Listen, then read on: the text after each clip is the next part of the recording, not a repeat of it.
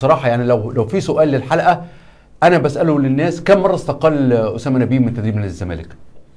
بص، الكابتن أسامة نبيه وده صديق عزيز وبحبه، أنا بحبه جدا ومدرب كويس جدا طبعا، لكن مؤكد في أمور كتير مش بيعلن عنها، ومؤكد في ضغوط كتير على الكابتن أسامة نبيه. أيوة يا عمرو، بس في مش ضغوط عليه، كل شوية يستقيل ويرجع، يستقيل ويرجع، هيعمل ايه؟ في ضغوط عليه. هو الراجل بدأ يشتغل، رجع المدرب الأجنبي بعد ما اشتغل لوحده، اضطر ان يشتغل معاه. دلوقتي الامور تأزمت والنتائج تراجعت. طب ما هو عارف ان كده بعد الهزيمه من الترجي او بعد الهزيمه اسف من شباب بلوزداد ان الراجل ماشي، وهو اكيد كان على علم ان الراجل ماشي. ليه استقال؟ ما كان يستمر في منصبه ويبقى ممكن كان يبقى هو الرجل الاول. هو يعني ممكن يكون استقال عشان مش هيبقى الرجل الاول. هو معتقد ان لو مشي فيريرا يبقى هو الرجل الاول، وده المنطقي ان هو اللي يمسك المرحله الانتقاليه الى ان تجيب مدرب اجنبي. انا ده من وجهه نظري ان اقرب حد تجيبه هو الكابتن اسامه نبيه. جيبه خليه يكمل لنهايه الموسم. لنهايه الموسم. يكمل لنهايه الموسم لغايه ما انت تبدا تتعاقد مع حد. بس اكيد هو كان عنده معلومه ان هو مش هيكون يعني، فهو تقريبا مش هيعتمدوا عليه. فالراجل قال لك قدم استقاله. طيب ماشي، احنا بنتكلم على الانقسام ده. هل ممكن الانقسام يوصل بين مستشار مرتضى منصور وامير مرتضى منصور، الراجل وابنه؟ بس انا شايف اللي قال الكلام ده، انا شايف انه برضه يعني في نوع من الصعوبه الكلام ده. يعني طلعت اخبار ان مرتضى منصور عايز خالد جلال، امير مرتضى منصور عايز ميدو او عايز مدرب اجنبي. الاول قال لك ميدو، بعد كده رجعوا قال لك مدرب اجنبي. انا شايف ان ده كله في اطار الضغوط على نادي الزمالك في الفتره الاخيره. انا شايف ان دي ضغوط مش مستحبه.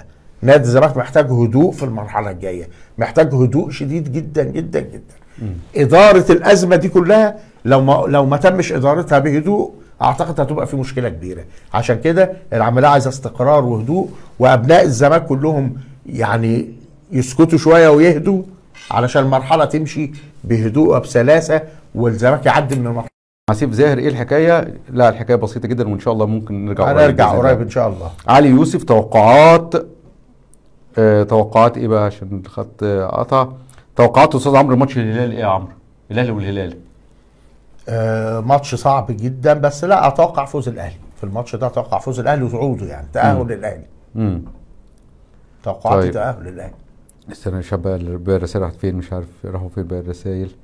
طيب يا عمرو، قبل ما توصل باقي الرسائل عشان اختفت من عندي، لان التوقعاتي تاهل للاهلي. ما انت يا عمرو قبل كده قلت الاهلي بره والزمالك هيتاهل. لا ما قلتش هيتاهل. لا انت قلت الزمالك الثاني. الزمالك لا انت الكابتن خالد غندور سالك سؤال مباشر، توقعاتك مين هيتأهل على المجموعه الاولى؟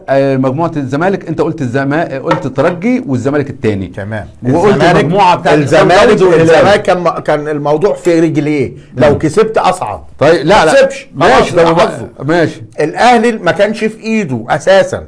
يعني الاهلي كان بايد الاخرين. تمام. لكن ربنا وفق وان الامور اتعكست واصبحت التاهل دلوقتي بين رجلين لعيبه الاهلي. اكسب بس انا توقعاتك خابت الاثنين، الزمالك خرج والاهلي كمل، وان شاء الله هيكمل، يعني ان شاء الله باذن الله ياخد المركز الثاني ويكمل باذن الله.